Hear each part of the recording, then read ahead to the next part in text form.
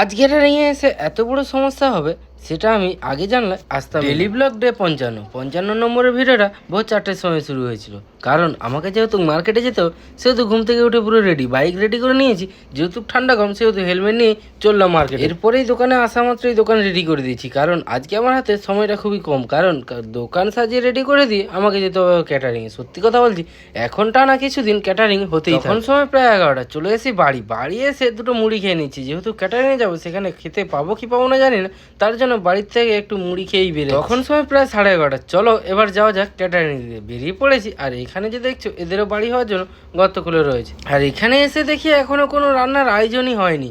সত্যি কথা বলছি, তখন সময় প্রায় 12টা, এসে দেখি কোনো কিছু আয়োজন এখনও রেডিই হয়নি। সো আমরা দেরি না করে আমরা শশা কাটা শুরু করে দিয়েছি। শশা কেটে সব কিছু রেডি করে দিই, প্রায় 1 ঘন্টার মতো ঘুরেছি এধার ওধার, কারণ তখন রান্না হয়নি। আর এত দেরি করে রান্না করছে, আগে জানলে কাজেই আসে। যাই হোক, আজকে সত্যি কথা কাজটা যে জায়গাতে হয়েছিল, জায়গাটা কত সুন্দর দেখতে পাচ্ছি।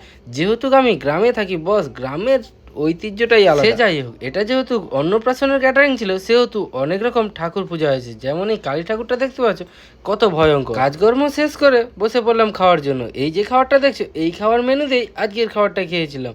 সে যাই হোক, কাজ শেষ, এবার চলো যাওয়া যাক বাড়ি। আজকের মতো এতটাই। ভিডিও ভালো লাগলে লাইক করে পাশে থাকবে। আজকের মতো বা